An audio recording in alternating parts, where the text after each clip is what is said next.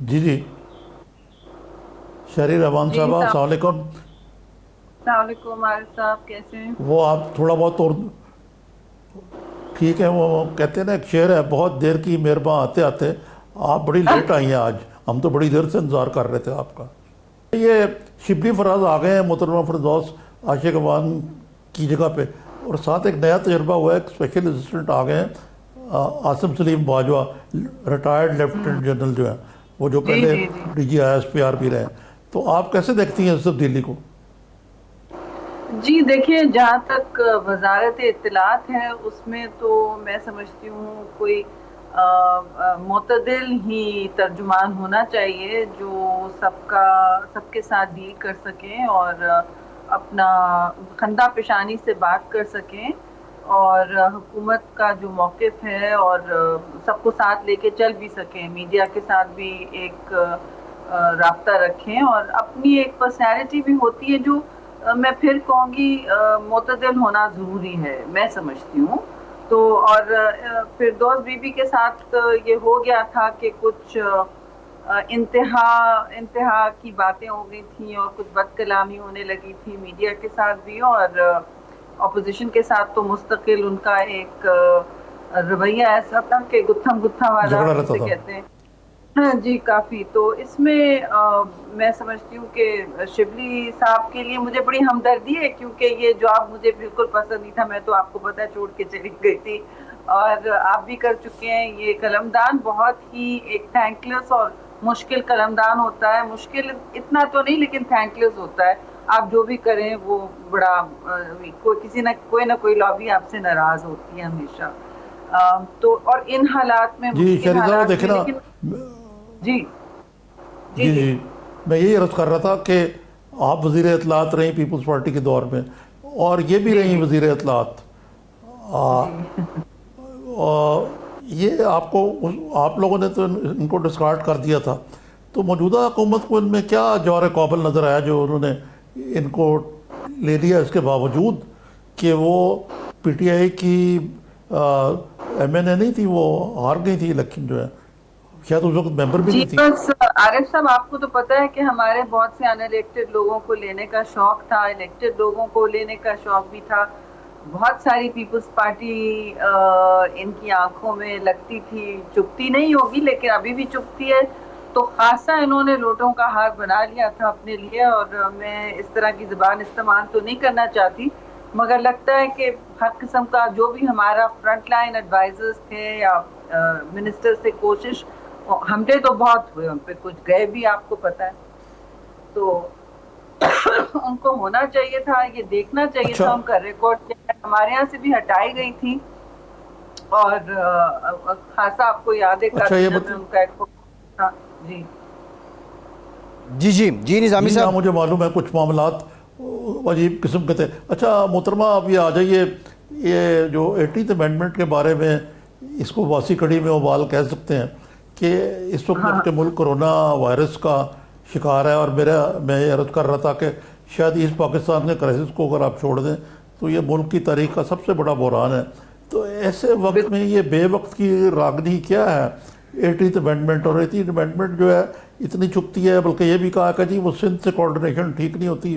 آپ نے تو بڑے واضح اور دو ٹوک انداز میں کہا کہ یہ قابل قبول نہیں ہوگا۔ آج بلاول صاحب نے بھی بات کی ہے بڑی مدلل کہ یہ وقت نہیں ہے 80th امینڈمنٹ کو چھیڑنے کا، یہ خیر خوب سے خوب تر تو ہو سکتا ہے، لیکن ان کا کہنا تھا کہ اس کو یہ بالکل ایکسیپٹیبل نہیں ہے۔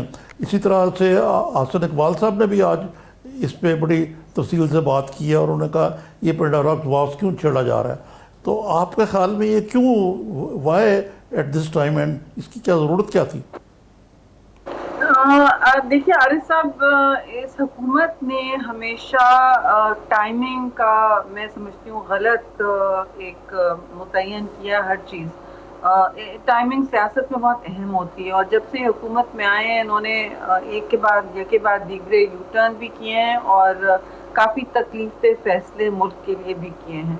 اب جو صورتحال ہے جس میں بار بار یہ بات ہو رہی ہے کہ دیکھیے آپ فورم استعمال کریں، چاہے آپ CCI کا کریں. آج پارلیمنٹری میٹنگ تھی ہماری کووڈ پہ، جس میں پارلیمانی ہیڈز ہوتے ہیں دونوں، سینٹ اور اس کے نیشنل اسمبلی کے، جس میں پہلے دن پرائم منسٹر آئے تو بول کے چلے گئے. اب دیکھیے یونٹی تو آپ کے پاس ایک بنا بنایا فورم ہے پارلیمنٹ، جہاں یہ پریزیڈینشل سسٹم نہیں ہے جہاں آپ کے لیے بڑا مشکل ہوتا ہے یونٹی بنانا. یہاں تو بنا بنایا ہوتا ہے، سب لوگ کمیٹی میں خاص طور پہ تیار ہوتے ہیں کہ کوآپریٹ کریں اور کوئی لائے عمل نکالے جو شراکت داری سے طے ہو سکے.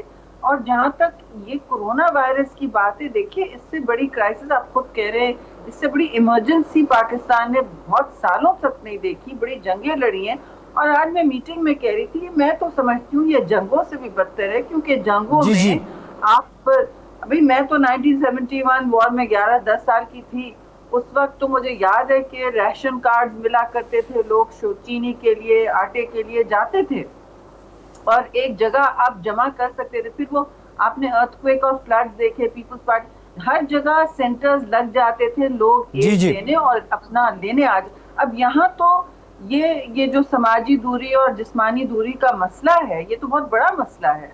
اور اس میں لوگوں کو دکانیں بند رکھنا، سب کچھ کرنا، پھر ان کو کوئی امداد رسائی کرنا، یہ بہت مشکل ہے امداد منتقل کرنا. جی جی ٹھیک. اب سو دس از اے بگ کرائسس. اور صوبے کہہ رہے ہیں کہ جی اگر ہم نے بہت ہی سخت اور شاید ہماری سیاسی بیس کے خلاف فیصلے نہیں کیے، مگر عوام کی وسیع تر فائدے میں فیصلے نہیں کیے اس وقت، اور شارٹ ٹرم جی جی ٹھیک ہے شہری صاحبہ، ایک بریک لیتے ہیں. تو ہمارے ہاتھ سے بات نکل جائے گی. آج بھی یہ مسئلہ ہوا کہ سی ایم کہہ رہے ہیں کہ جی ایک رات میں اتنے ہو گئے ہمارے. عباسی شہید ہسپتال سیل ہو گیا. جی ہاں، تو بالکل بحرانی کیفیت ہونے والی ہے. ایک بریک لیتے ہیں. ابھی بھی ڈیبیٹ کر رہے ہیں نا شہری صاحبہ، ایک بریک لیتے ہیں. بریک کے بعد جب واپس آئیں گے تو اسی پہ بات ہے کہ اب وفاق کی اپنی راگنی ہے، سندھ کا اپنا الاپ ہے، اور کورونا کا کرائسس بہت گمبھیر ہے. اس پہ کوئی ایک نقطہ، ایک لائن پہ کیوں نہیں آ رہے؟ بریک کے بعد اس پہ بات کرتے ہیں، ہمارے ساتھ رہیے.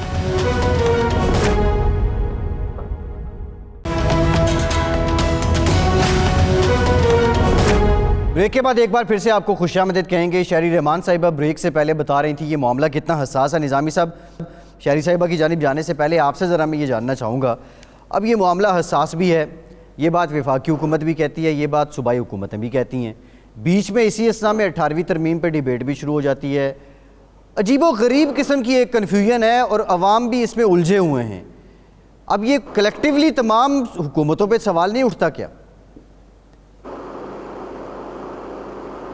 جی دیکھیں، یہ بحث جو ہے 18ویں ترمیم کی، یہ سندھ حکومت نے تو شروع نہیں کی نا، یہ تو وفاق کی طرف سے فرمائش آئی ہے اور یہ بڑی پرانی ہے. کوئی پہلی دفعہ نہیں 18ویں ترمیم اور NFC ایوارڈ کے بارے میں تفصیلات کا اظہار کیا گیا. اور یہ اور جو قوتیں وہ بھی یہ کہتی رہتی ہیں، اور وہ یہ ایک نیریٹو ہے کہ جی صوبوں کو بالکل امیر کر دیا گیا اور وفاق غریب ہو گیا. تو یہی میرا محترمہ شہری رحمان سے سوال ہے کہ 18ویں ترمیم سے اتنی زیادہ وہ کیوں ہے ایک قسم کی ڈسکمفرٹ؟ اور اگر اس کو تبدیلی بھی کرنے کی کوشش کی گئی تو آیا حکومت کے پاس نمبر ہے ان کے اپنے الائز جو ہیں چھوٹے صوبوں سے، کیا ان کا ساتھ دیں گے؟ نہیں عارف صاحب، بہت اہم سوال ہے. ایک ٹانگ پہ کھڑے ہیں، یہ نیشنل اسمبلی میں ان کی اکثریت اتنی ریزر تھن ہے، تو یہ اس طرح کے غبارے کیوں فلوٹ کرتے ہیں؟ اور دوسرا ٹائمنگ دیکھیے، جب ملک کو آپ متحد کرنے کے لیے اسٹرگل کر رہے ہیں اور ابھی کرائسس کا پیک نہیں آیا ہے، اور آپ اس بیچ 18ویں ترمیم جیسے پینڈوراز باکس کو کھول رہے ہیں. ایسا لگتا ہے کوئی اپنے پیر پہ کلاڑی مارنے کے لیے چلیں. کیا آپ کو فائنانس منسٹری کے بابوؤں نے اتنا جادو کر دیا ہے کہ جی ہم سے کام نہیں ہو رہا، ہم سے ریونیوز کلیکٹ نہیں ہو رہے، ہم سے کچھ مینیج نہیں ہو رہا، ہمارا ڈیٹ جو ہے، جو قرضہ ہے، اتنا انہوں نے اونچا کر دیا ہے یہ کورونا سے پہلے بھی، کہ کسی کو سمجھ نہیں آ رہا تھا کہ انہوں نے IMF کو جو عجیب عجیب وعدے کیے تھے وہ کیسے پورے ہوں گے، کیوں انہوں نے اس طرح کے پروگرام ایکسیپٹ کیے ہیں. تو ظاہر ہے IMF کی بھی راڑ ٹپکے گی کہ یہ واپس وہی ہو جائے کہ ایک ون ونڈو سے وہ بات کرے، ون ونڈو سے سارا کام ہو. اب یہ دیکھیے یہ کوئی آپ کسی جن کو بوتل میں واپس سے ٹوتھ پیسٹ کو آپ واپس ٹیوب میں نہیں ڈال سکتے ہیں. یہ ایک بہت بڑا اقدام تھا جس پر ساری پارٹیوں نے اتفاق کیا, 1 سال 90 میٹنگز کی.